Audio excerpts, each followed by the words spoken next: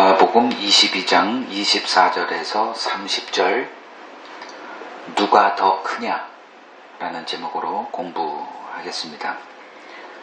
세 부분으로 나눠서 살펴볼 텐데 먼저 24절 같이 읽겠습니다. 또 그들 사이에 그중 누가 크냐 하는 다툼이 난지라. 누가 더 크냐라는 이 논쟁은 제자들 가운데 항상 상수로 있었다는 것을 우리가 성경에서 볼 수 있습니다.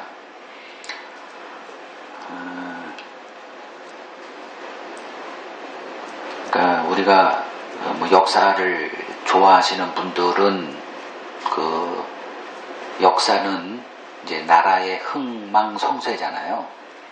그러니까 어떤 나라가 흥하고 또 망하고 거기에 그 빠지지 않고 등장하는 게 바로 이 문제예요. 누가 더 크냐.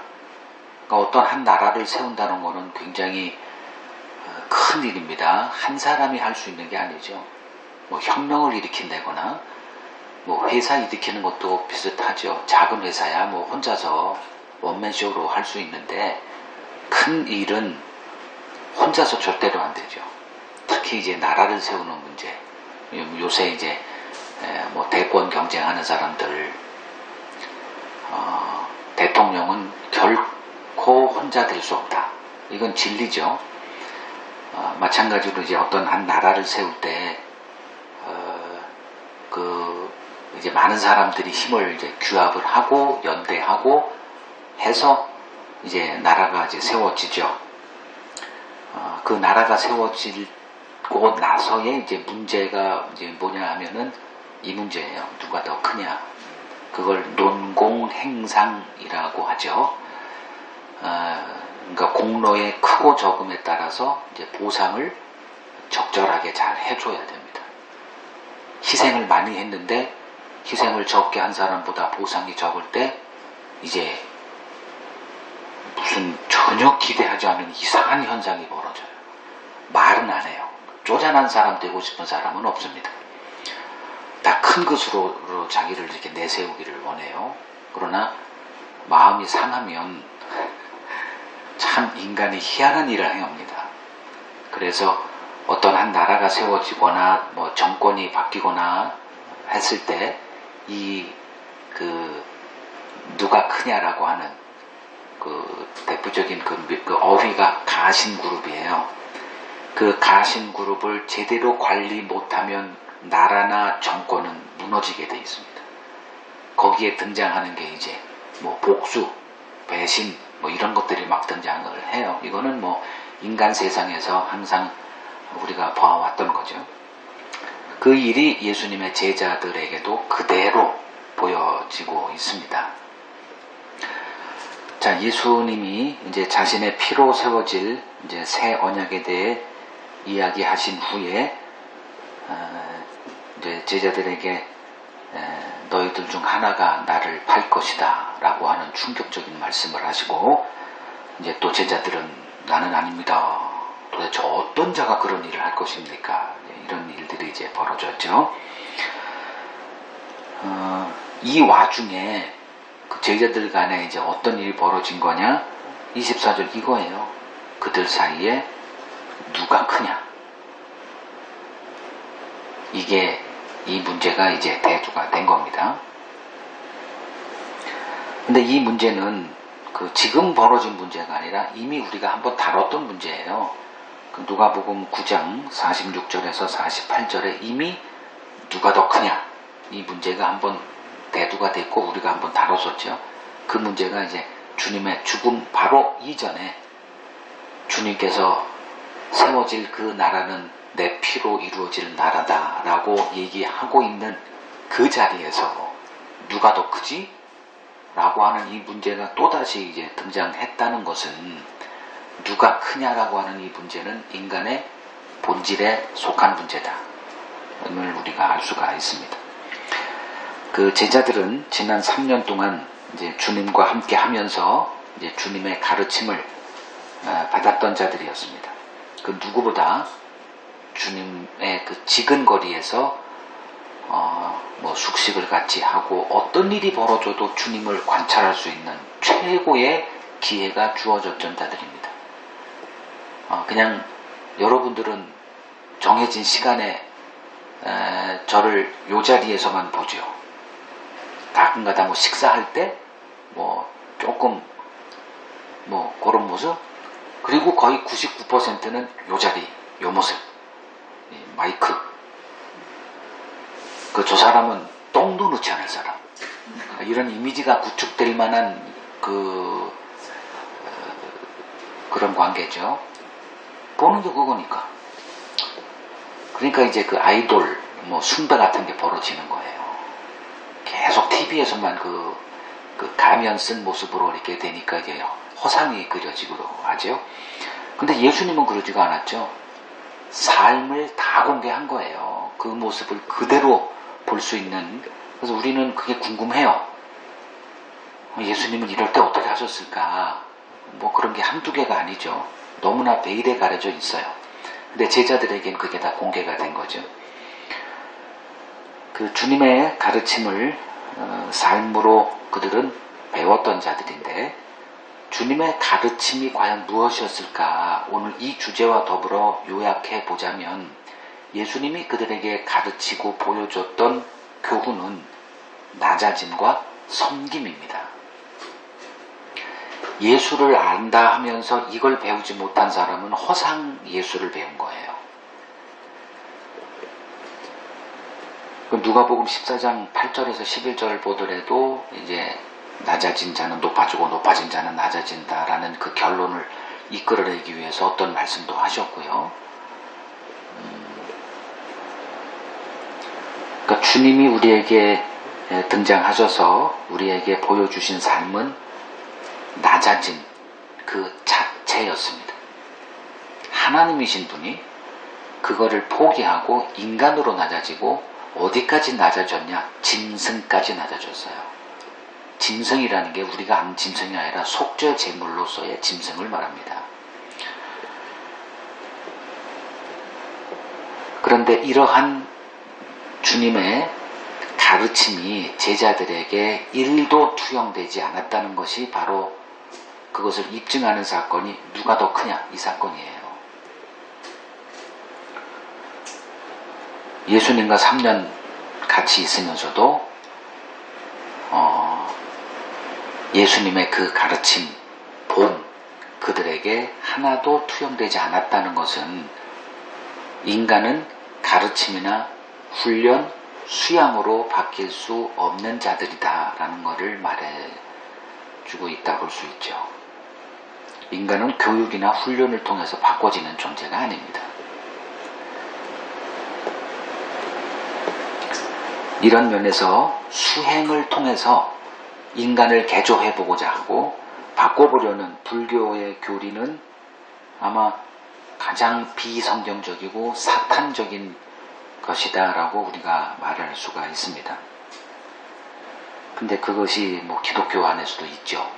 교육으로, 훈련으로, 수양으로 뭐 한번 이렇게 해보려고 하는 거.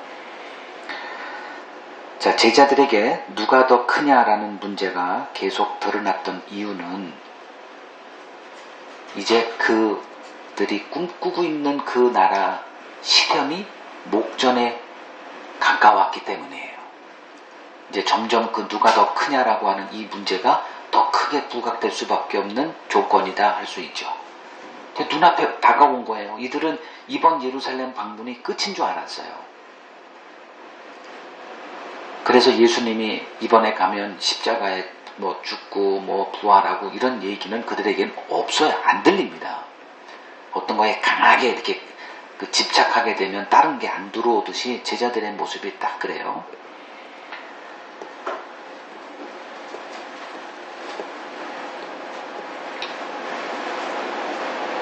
그 주님과 3년 동안 같이 주님을 배울 수 있는 기회가 있었음에도 지금 끝자락에서 누가 더 크냐라고 하는 이 문제가 또 발생했다는 것은 그들이 그리고 있는 그 주님의 나라가 어떤 나라인가를 우리가 짐작해 볼 수 있죠.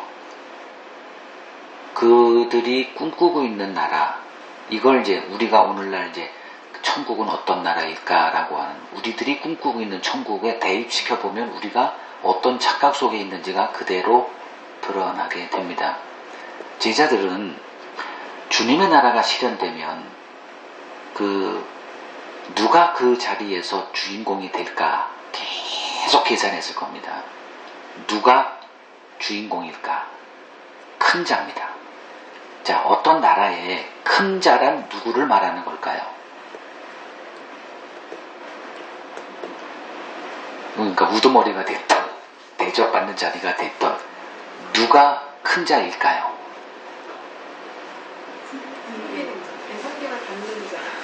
일을 많이 한 사람, 헌신을 많이 한 사람, 이거는 뭐 누구든지 다 생각하는 거죠. 그래서 헌신, 열심, 희생 이런 어휘들이 막 등장하는 거예요. 그래야 큰 보상을 받고 큰 자가 될 것 아니냐. 그러면 누가 큰 자냐라고 다툼은 무슨 얘기를 했을 것 같습니까? 누가 더 먼저 왔어? 시간도 중요하죠. 누가 더 큰 희생을 했어? 이런 얘기를 했을 거예요. 너 그때 잤잖아. 난 그때 새벽에 일어나가지고 주님과 함께 거기서 청소했어. 나 화장실 청소했어. 뭐 이런 얘기들이에요. 그때 우리가 어떤 프로젝트에 있을 때 너 헌금 얼마 했어? 난 그때 집 팔았다? 이런 얘기들이에요. 누가 큰 자냐? 이 얘기로 제자들이 싸운 거예요. 누가 제일 1등으로 주님의 제자가 됐지? 뭐 이런 얘기들. 넌 제일 나중에 왔잖아. 그러니까 군대에서도 밥그릇 수를 따진다 그러잖아요.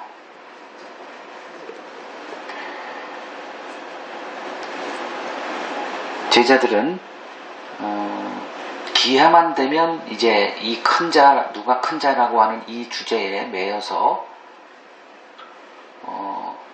남몰래 더 많은 희생과 열심과 수고, 봉사 이런 것들을 했을 겁니다.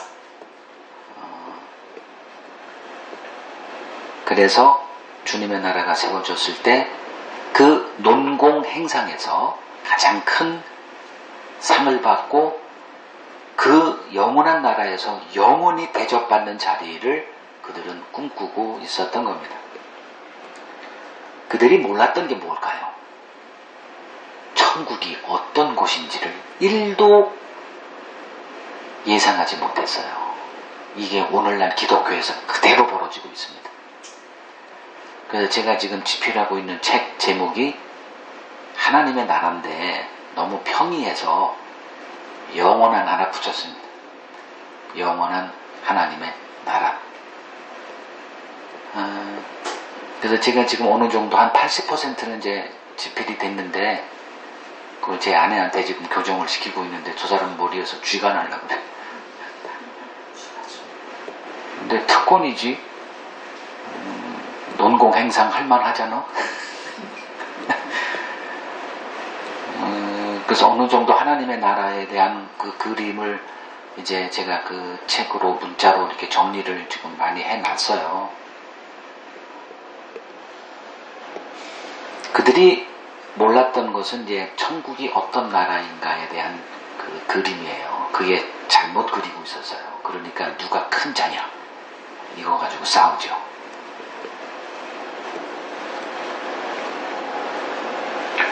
그러니까 복음이 등장한 후 복음이라는 거는 딴 게 아니에요. 천국 복음이에요. 우리가 어떻게 천국 가지? 이런 게 천국 복음을 말하는 게 아닙니다. 천국 복음이라는 건, 그러니까 복음이라는 것은 하나님이 계획하신 나라는 어떤 나라인가 이거예요. 그러니까 이러한 전제가 잘못되면 항상 우리는 엉뚱한 짓을 해놓고 막 큰 소리를 내요.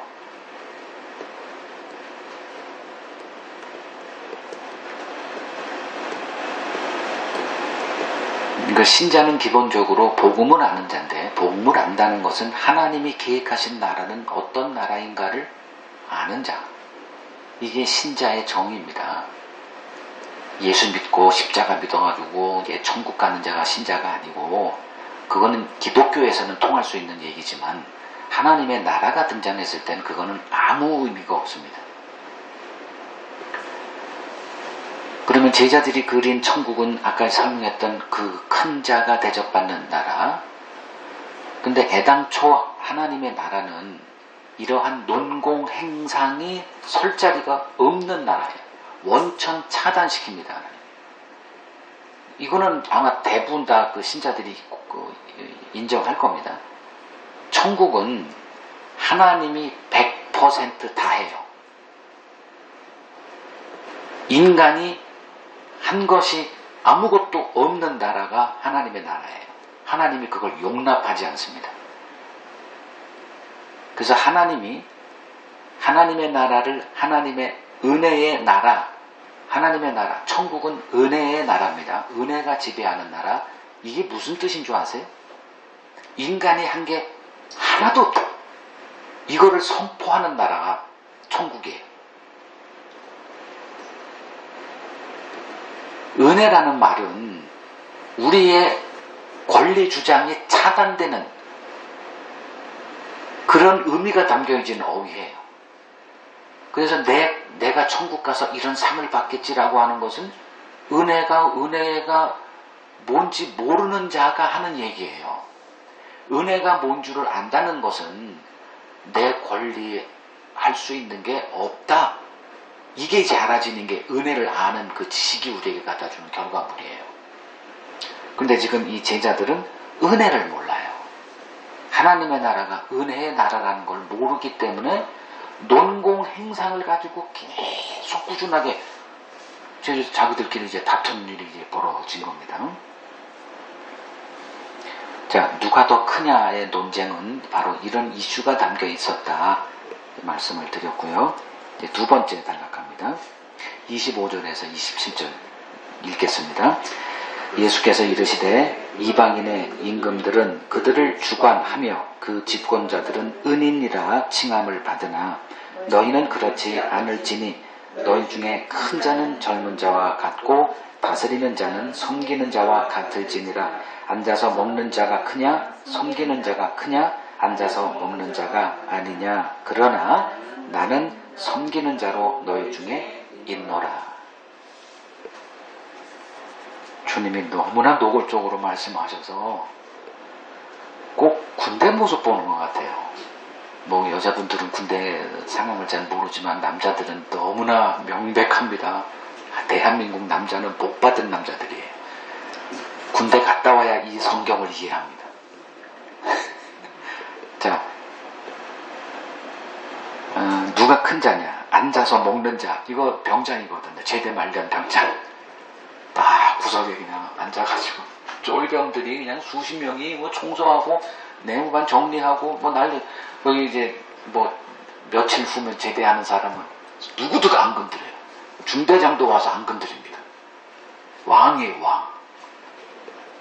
이런 큰 자, 그냥 앉아서 누워서 그냥 누가 밥 먹이고 뭐 이불 깔아주고 누구도 터치하지 않는 이러한 자리를 우리가 이제 천국으로 이렇게 생각을 하잖아요. 그 얘기를 하신 거예요, 지금 주님. 자, 누가 더 큰 자로 논쟁하고 있는 그 제자들의 논쟁에 주님이 개입을 하세요. 이방 임금들은 그들을 주관하며 그 집권자들은 은인이라 칭함을 받는다라고 말씀하세요. 이거는 할 수 그냥 다 아는 얘기예요.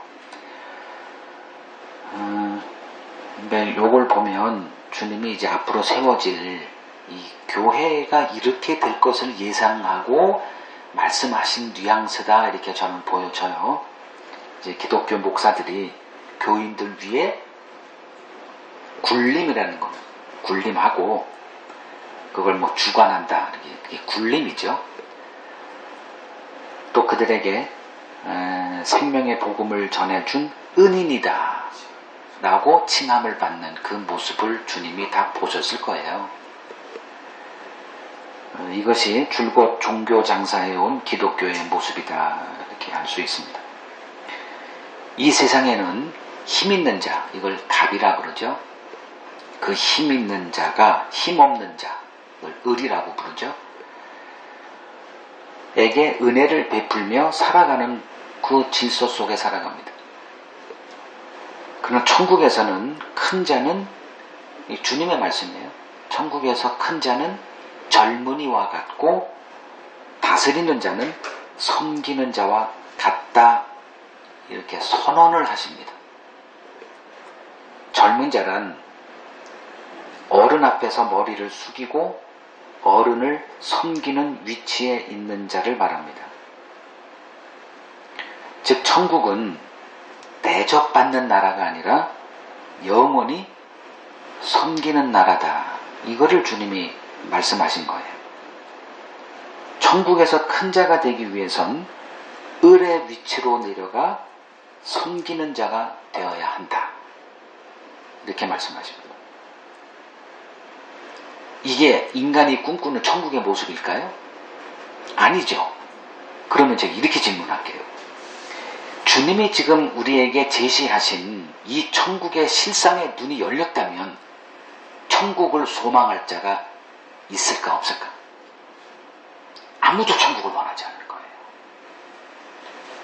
자, 이 주님의 말씀 앞에서 우리들이 그렇구나 이렇게 하면 안 돼요. 성경은 그렇게 보는 게 아닙니다. 이상하다 이렇게 이런 반응이 나타나야 돼요. 왜냐하면 우리가 알고 있는 천국은 예수님이 말씀하신 천국하고 하나도 결이 같지 않아요. 이 주님의 말씀 앞에서 뭔가 이상하게 돌아가네? 이런 눈치가 좀, 이게 눈치챌 줄 있어야 돼요. 근데 이런 걸 안 하거든요. 그냥 주님이 말씀하셨으니 오라, 그리고 퉁, 그냥 외워버려요. 그러니 이게 와 닿나요? 여러분들이 어떤 지식이 들어왔을 때 그 지식을 그냥 아무 충격이나 뭐 이상하다 이런 거 없이 받아들이는 게 여러분들의 삶을 1mm라도 바꾼 게 있나요? 주님이 우리에게 제시한 천국의 모습은 우리의 가장 기본적인 상식적인 반응은 그게 아닌데? 이래야 돼요. 그리고 그걸 도려내고 싶어야 돼요. 성경에서. 근데 그런 일은 안 벌어져요. 성경은 여전히 베스트셀러고, 그리고 자기들은 여전히 다른 제자들이 그리고 있는 그 천국을 그리고 있고, 이런 일이 상수예요. 아무도 이상하게 반발하거나 그런 일 없어요. 아멘 아멘 합니다. 우리 모두 천국에서 대접받고 싶어 해요. 천국은 그러한 나라여야 됩니다. 자, 27절. 너희는 섬김받는 큰 자가 되길 원하여 나를 따르고 있지만 나는 너희 중에 너희를 섬기는 자로 있다라고 말씀하십니다. 큰 자가 되길 원하여 주를 따르고 있는 제자들에게 주님이 제자들에게 보인 이 섬김의 모습은 안 보여요. 봤다면 뭔가 이상하다 눈치를 챘을 텐데 안 보여요. 여러 번 주님이 보여주셨거든요. 갑자기 종의 모습으로 수건을 두르고 물동이를 두르고 이건 종의 모습이에요. 이거 뭐 하시나? 제자들의 발을 씻기기 시작합니다. 이거는 있을 수가 없는 거죠. 그냥 또 성경에 기록되어 있으니까 그런가 보다 이렇게 보면 안 돼요. 성경은 이건 우리가 그리는 천국이 아닌데 자꾸 이렇게 이상하게 봐야 돼요.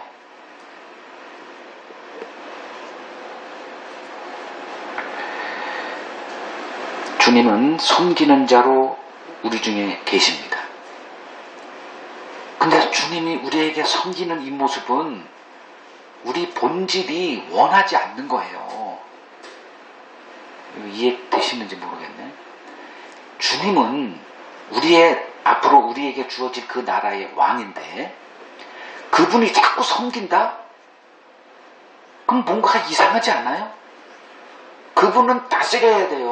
우리가 그분의 발을 씻겨야 되고요. 왜? 그래야 그분 옆에서 우리도 누구가 나의 발을 씻겨주는 그 나라를 맛볼 거니까. 주님이 씻기면 나도 뭐 해야 돼요? 나도 씻겨야 돼요. 이거 이상한 거 아니에요? 어느 어느 목사가 천국에서 내가 영원히 발 씻길게 이런 목사 보셨어요? 바울보다 더 큰 상을 받을 거야 이렇게 얘기하지 않아요. 여러분 그러한 바울의 뒤꿈치라도 가려면 헌금 많이 해요 이런 거 하잖아요. 전도도 100명 가지고 안 돼, 10,000명 해야 돼 이런 얘기 하잖아요.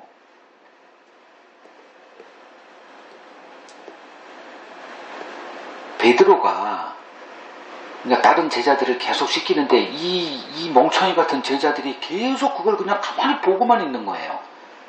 그래서 베드로에게 순서가 와서 자기 발을 씻기자 스탑! 이거는 아닙니다. 그러자 주님이 내가 네 발을 씻기지 아니하면 너와 나는 아무 상관이 없어. 그러니까 빨리 돌아가. 목욕시켜주세요. 이랬잖아요. 그러니까 너희는 다 목욕했어. 그냥 발만 씻기면 돼. 그러나 다는 깨끗한 게 아니야. 또 뭐 이런 이상한 얘기를 또 하시고 그건 다 우리가 이제 요한복음에서 살펴봤던 거고요.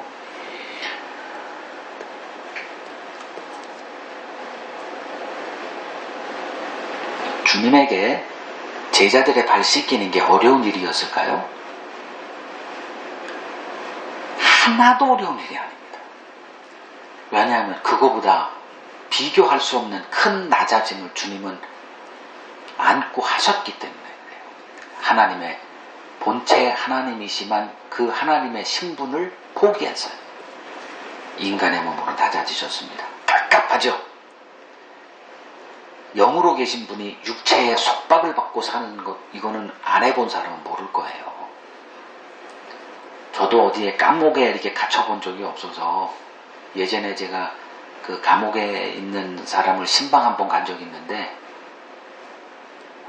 그 모습이 지금도 생생해요. 뭐 저한테는 뭐라고 못하고 그분 아내랑 같이 갔는데 제가 딱 보는 순간 저를 목사님 모셨어요 한마디 해놓고 바로 아내를 쳐다보면서 아내한테 막 윽박지는 거예요. 왜 날 그대로 여기다 둬? 빨리 좀 내보내지 않아? 응? 뭐 하고 있는 거야? 막 하는데 뭐 한 몇 시간도 거기 더 이상 못 있겠다는 그 몸부림이 그냥 이렇게 나타나더라고요. 예수님의 삶이 그랬죠? 그냥 낮아지는 거예요. 그분은 그 낮아짐이 본질이에요. 제자들의 발 씻기는 거 그건 유도 아니죠. 주님은 그 제자들을 위해 자신의 모든 것을 내어 주셨습니다. 이런 주님이 그들의 발 씻기는 것, 그거는 문제가 되는 일이 아니었습니다. 그러나 주님은 주님을 아직 알지 못하고 있는 제자들에게 자신들을 섬기는 이러한 주님의 모습은 제자들에게 참 견디기 어려운 일이었을 것이다 등이 짐작할 수 있습니다. 왜냐하면 그들은 큰 자가 대접받는 그 나라를 꿈꾸고 있었기 때문입니다. 만약 자신들을 섬기는 주님의 이 모습이 그 나라의 모습이라면 큰일 난 거죠. 뭔가 잘못돼도 한참 잘못된 거예요. 예수는 자신들의 대접을 받는 어른의 모습이어야만 했습니다. 근데 예수님이 그걸 거부하시고 젊은이의 모습으로 어른을 대접하는 모습으로 그들 앞에 서 있습니다. 예수님을 알아가면 알아갈수록 천국은 우리가 알고 있는 나라가 아님이 분명히 드러납니다.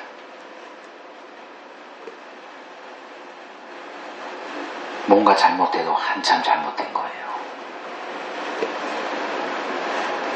그러나 제자들은 이러한 예수님의 모습 또 가르침에도 불구하고 여전히 누가 큰 자냐라는 이것을 포기하지 않고 끝까지 고집을 피웁니다.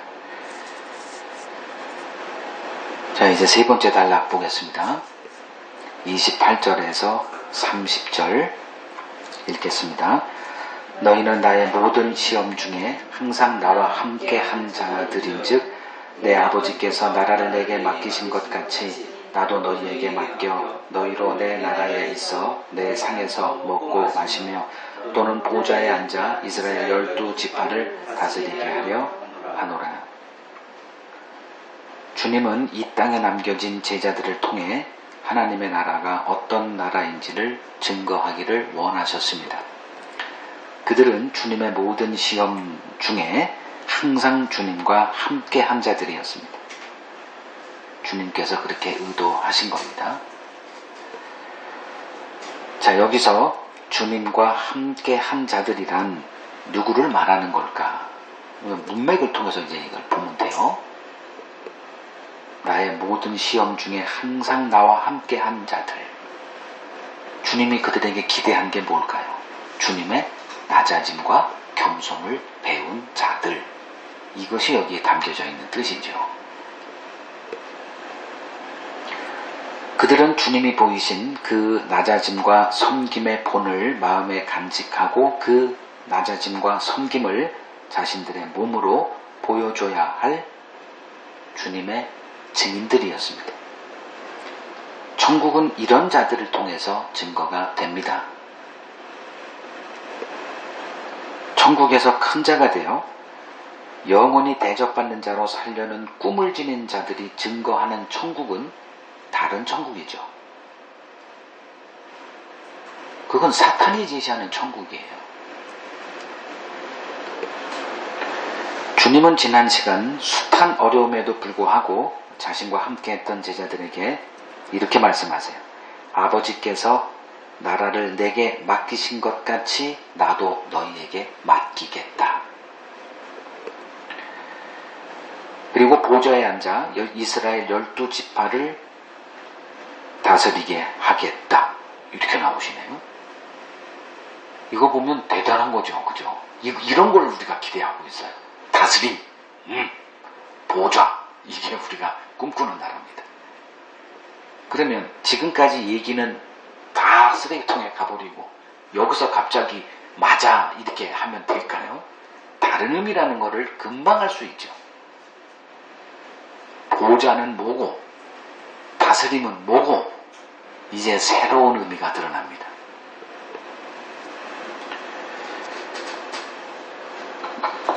주님과 함께 먹고 마신다는 것은 뭘 의미할까? 30절에 너희로 내 나라에 있어 내 상에서 먹고 마시며 지난 3년 동안 주님이 제자들을 불러서 주님의 상에서 먹고 마신 거예요. 요런 뜻입니다. 그러면 주님의 상에서 먹고 마시면서 그들은 뭘 배워야 했을까? 낮아짐과 섬김을 배운 자로 서 있어야 됩니다.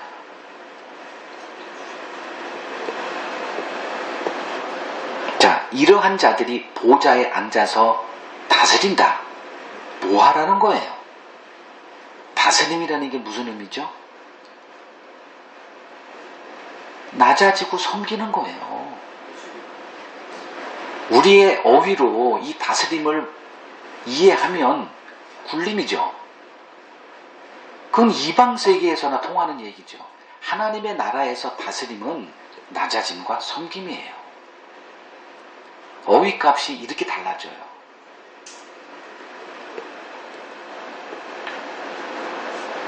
이것이 천국이라는 거예요. 천국은 우리들이 꿈꾸는 그러한 나라가 아닙니다. 그곳은 주님의 낮아짐과 섬김을 배운 자들이 그 낮아짐과 섬김을 자신의 몸을 통해서 보여주는 나라. 이게 천국이에요. 오늘날 대부분의 목사들이 천국 차별 상급론을 주장합니다. 이걸 포기하면 목회가 안 돼요. 목회는 기본적으로 경쟁이 돼야 됩니다.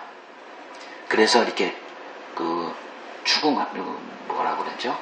이렇게 서로 이렇게 경쟁을 부추기죠. 그게 바로 천국 상급 차별론이에요. 차별 상급론. 그러니까 논공 행상을 조장한다라고 볼 수 있죠. 기본적으로 어느 교회나 이 논공 행상이 항상 상수로 자리하는 데가 오늘날 기독교다 보시면 틀림없습니다.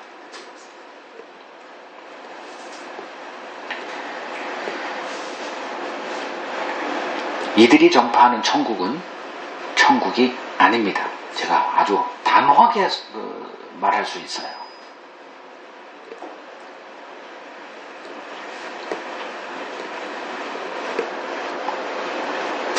우리는 하늘의 부르심을 받은 자들입니다.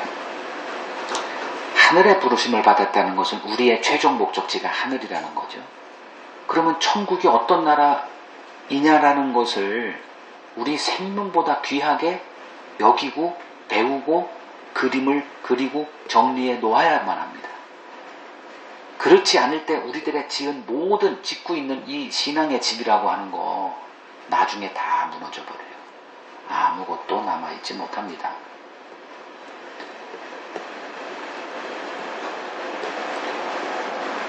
천국은 예수의 낮아짐과 겸손을 배운 자들의 나라입니다.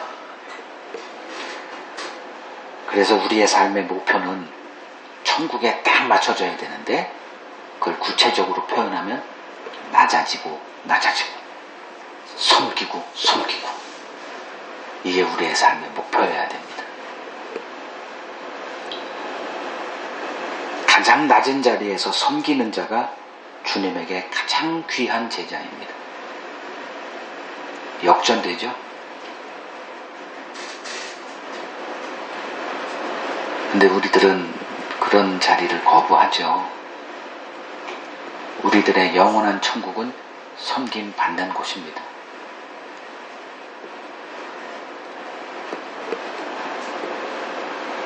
우리를 교회로 모이게 하신 이유는 주님의 낮아짐과 섬김을 배우며 형제들에게 이를 보이는 삶으로 천국을 훈련하라는 것입니다. 교회를 거부한다는 얘기는 이러한 부르심을 거부한다는 의미입니다. 교회를 떠나는 이유야 다 옳죠. 다 근거가 있고 맞는 소리예요. 신자는 눈에 보이는 현실을 보고 사는 자들이 아니죠. 하나님이 우리나라, 그러니까 우리들의 세계에 침공하셔서 우리들이 쳐놓은 이 쉴드를 다 깨부수고 침공하셔서 우리를 거기서 건져내시겠다는 건데 이 큰 구원을 그걸 부르심이라고 하죠. 이 큰 부르심을 받았다면 내 처지 형편, 내 논리는 양보할 수 있어야 하지 않을까요? 근데 그걸 붙들고 있죠. 교회에 대한 우리들의 선입감이 다 있을 겁니다. 이러한 이상적인 교회관 다 내려놓으십시오. 그리고 주님 말씀 앞에서 주님이 그리신 그 그림으로 재구성하십시오. 천국은 오늘날 기독교가 말하는 천국과 하나도 관계가 없습니다.